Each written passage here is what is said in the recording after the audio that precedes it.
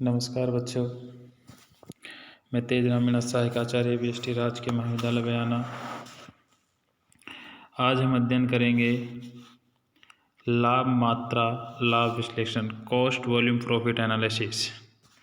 इसमें आप देखिए, जब उत्पादन या विक्रय का संबंध लाभ के साथ स्थापित किया जाता है तो ऐसे संबंध को लाभ मात्रा संबंध कहा जाता है।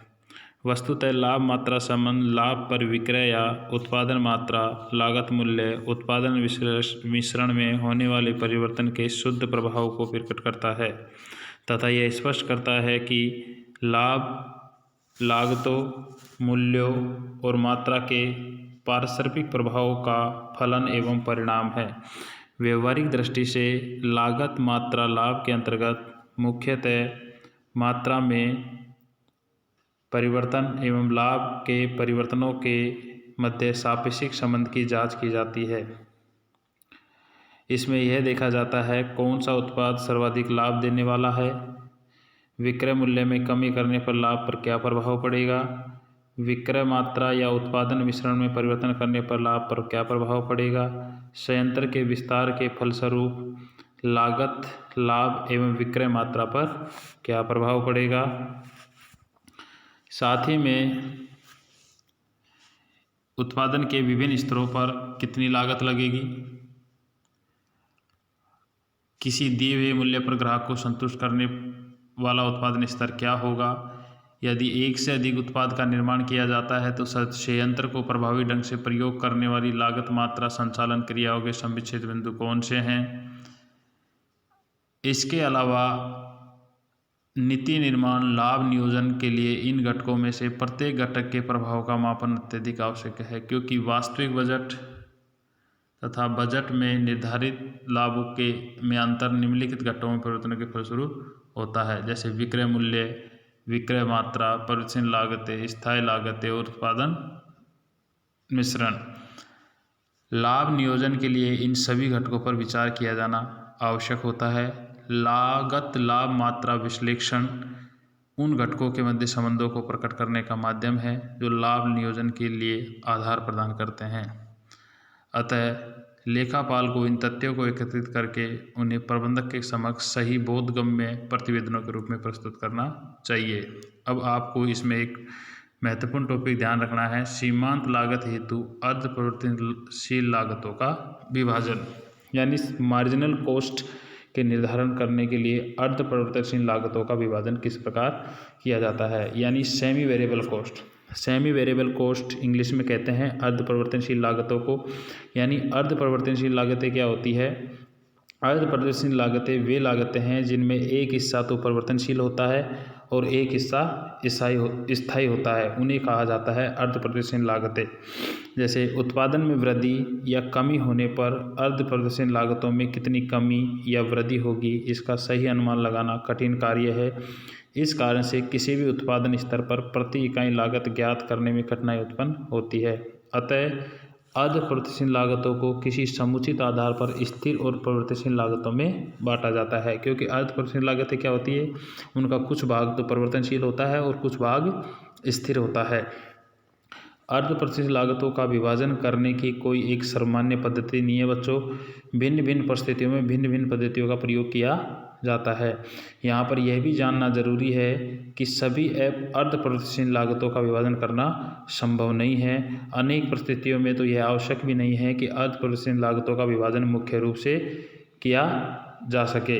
अब देखिए, सबसे पहले दो उत्पादन स्तर के आधार पर प्रति इकाई परिवर्तनशील लागत की गणना करना। जब दो पृथक पृथक उत्पादन स्तर से कुल लागत ज्ञात हो तो निम्न सूत्र का प्रयोग करते हुए प्रति इकाई परिवर्तनशील लागत ज्ञात की जाती है और इसके पश्चात स्थिर लागत सरलता से ज्ञात की जा सकती है। जैसे आपको दो उत्पादन स्तर बता दिए और दो उत्पादन स्तरों की अर्ध परिवर्तनशील लागत दे दी, तो अपन उस पर परिवर्तनशील लागत प्रति इकाई और स्थिर लागत ज्ञात कर सकते हैं। जैसे चेंज इन टोटल कॉस्ट और चेंज इन आउटपुट।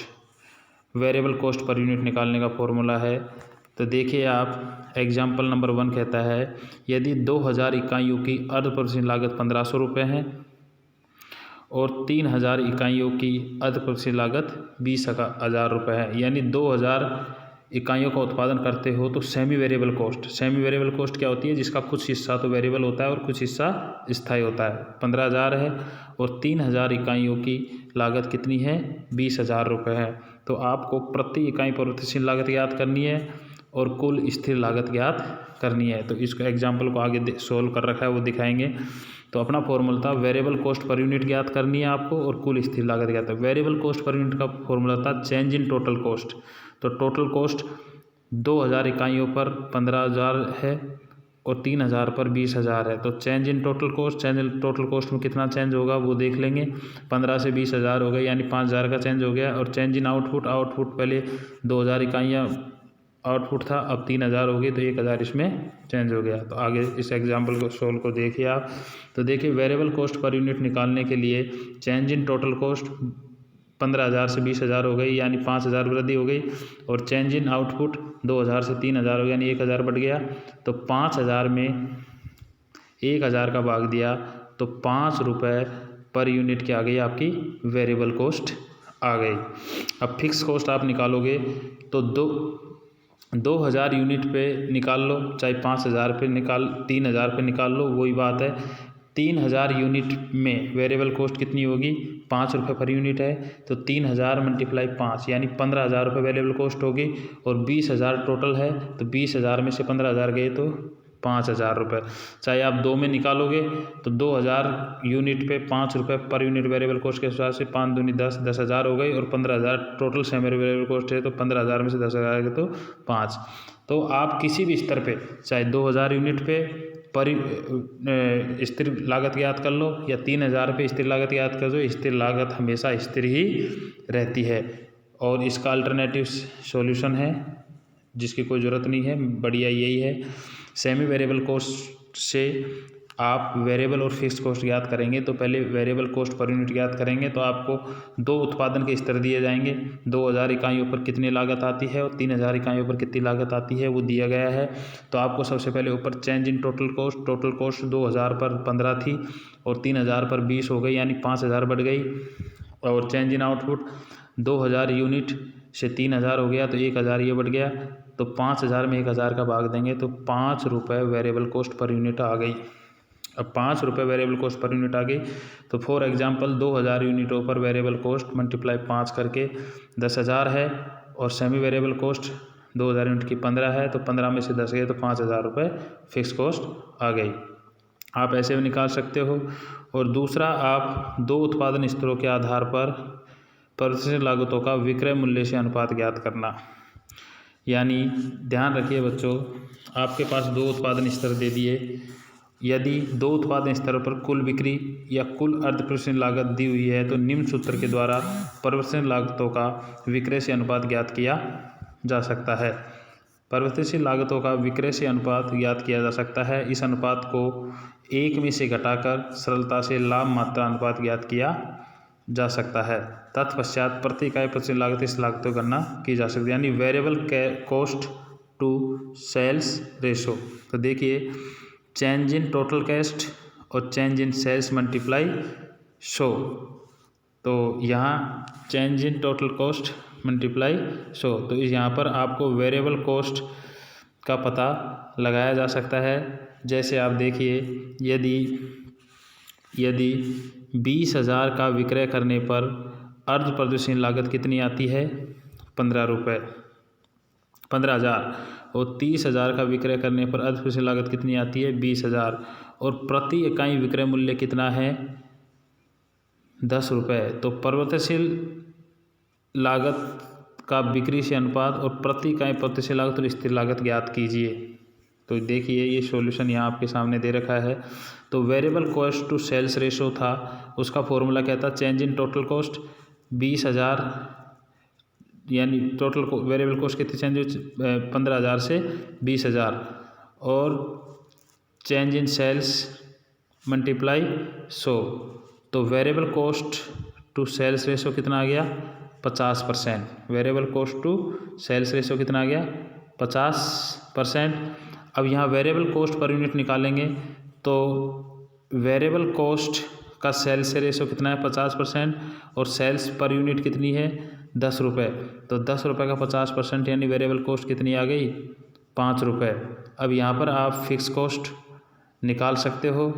जैसे 15,000 वेरिएबल कॉस्ट है तो 20,000 के विक्रय का 50% यानी 10,000 रुपये वेरिएबल कॉस्ट आ गई। तो 15,000 में से घटाया तो 5,000 रुपये फिक्स कॉस्ट आ गई।